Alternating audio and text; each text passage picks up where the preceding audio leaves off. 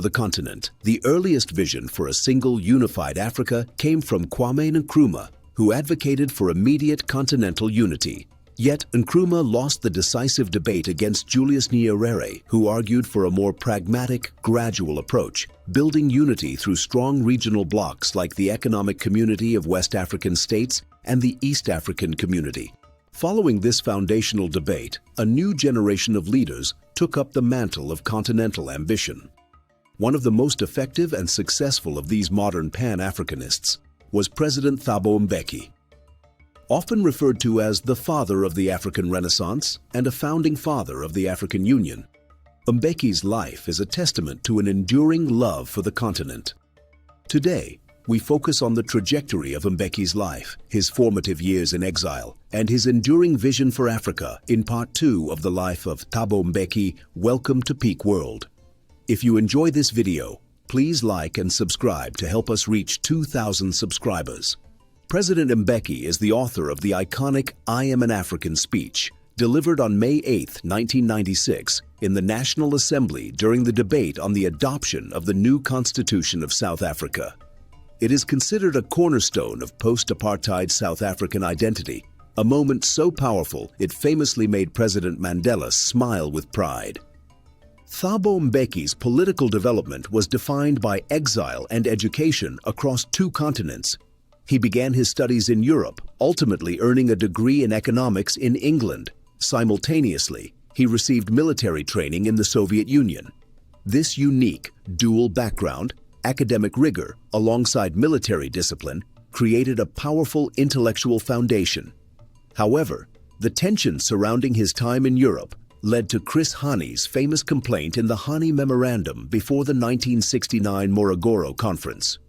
Following the 1969 Morogoro Conference, Mbeki returned to the frontline of the struggle in Africa, serving the movement in various critical capacities. In 1971, he was the Assistant Secretary to the Revolutionary Council of the ANC in Lusaka, Zambia. It's notable that it was Tanganyika, modern-day Tanzania, that first offered him traveling documents to study in Europe. This gesture of continental support deeply rooted his sense of Pan-African purpose. In the early 1970s, Mbeki was based in Botswana and Swaziland, now Eswatini. While in Eswatini, he became the crucial handler for Jacob Zuma, who would later become South Africa's president. In 1975, at the age of 33, Mbeki became a member of the National Executive Committee, NEC, making him the youngest member at the time. His rise was a result of hard work, countering the narrative that his success was solely due to his father, Govan Mbeki, a leader in both the South African Communist Party and the ANC.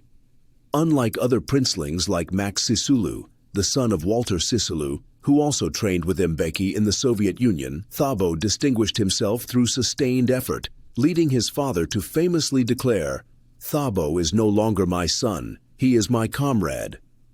There are many other princelings in the ANC.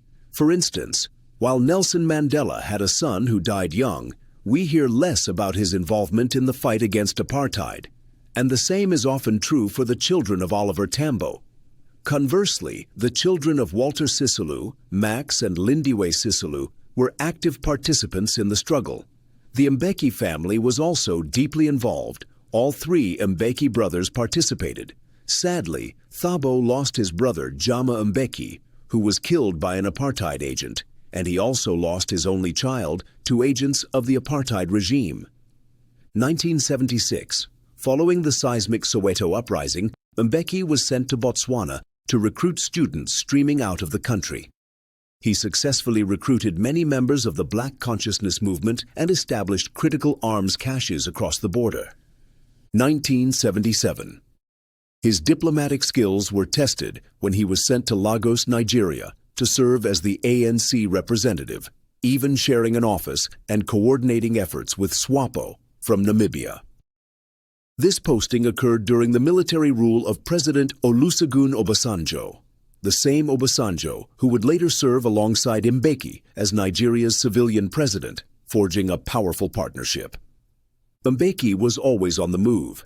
In a telling example of his continental diplomacy, He even met with Thomas Sankara in Burkina Faso in 1987, seeking a path forward during the height of the apartheid crisis. Mbeki served the ANC in Angola, but his defining test came in the late 1980s when Oliver Tambo assigned him to a seemingly impossible task, negotiating with Robert Mugabe in Zimbabwe. The relationship between the ANC and Mugabe's ZANU was deeply strained because the ANC had historically been allied with ZAPU. Yet, Mbeki's skillful, patient negotiation prevailed. He managed to convince Mugabe to allow the ANC to transport weapons and personnel through Zimbabwe and into South Africa, a vital strategic corridor for the movement. His quiet yet firm diplomacy achieved what confrontation could not. This skill became Mbeki's political signature. He truly believes the 21st century belongs to Africa. This conviction drove his most significant institutional achievement, the reformation of the Organization of African Unity, OAU, into the African Union, AU.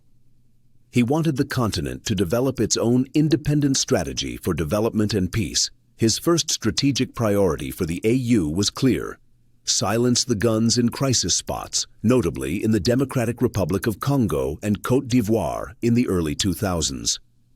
Mbeki's love for the continent is undeniable, yet his approach to one specific crisis, the political situation in Zimbabwe around 2008, remains controversial. His use of quiet diplomacy often drew criticism. However, Mbeki operated under the harsh reality that the military in that nation was refusing to give up power to opposition party. In Mbeki's view, a confrontational approach would have caused a massive escalation in violence. His quiet diplomacy, while criticized for its pace, was ultimately a calculated decision to save lives. Thabo Mbeki's influence is far from over. Even today, he remains a key figure, providing valuable advice on peace missions across Africa, especially in the volatile Great Lakes region. His knowledge and historical insight into these conflicts are, quite simply, unmatched. Mbeki continues to teach his philosophy through modern mediums. He hosts a podcast called African Renaissance with his confidant Dr. Mbuyiseni Ndlozi, where he breaks down the meaning of this vision and offers analysis on current global affairs.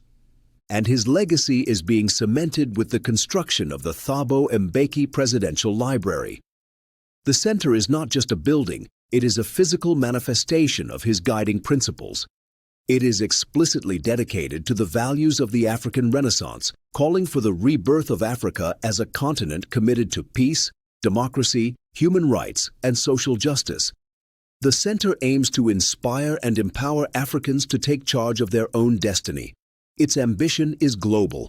It seeks to collect and house the archives of many former African heads of state, like the family of Kenneth Kaunda, securing the continent's history and knowledge for future generations. From a young strategist negotiating arms caches on the front line to the architect of a revitalized continental union, Thabo Mbeki has always been dedicated to the realization of a prosperous, self-determined Africa.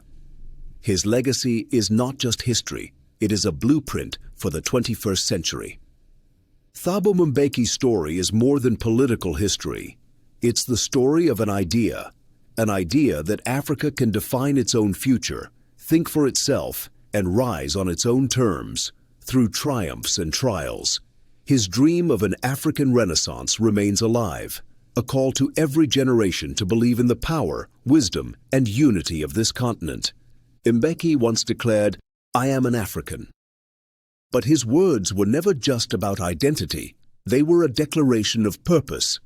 So as we look to Africa's future, we must ask ourselves, will we carry forward that same belief, that same love, that drove him to dedicate his life to the rebirth of a continent?